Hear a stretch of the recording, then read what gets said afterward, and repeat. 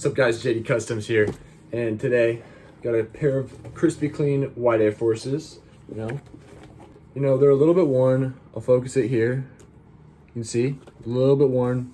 This shoe is gonna have a little flame on it. It's gonna be not red, but like a bluish, teal, turquoise kind of colors.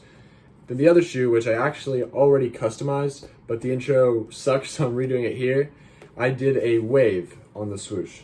So, yep, let's get into the custom.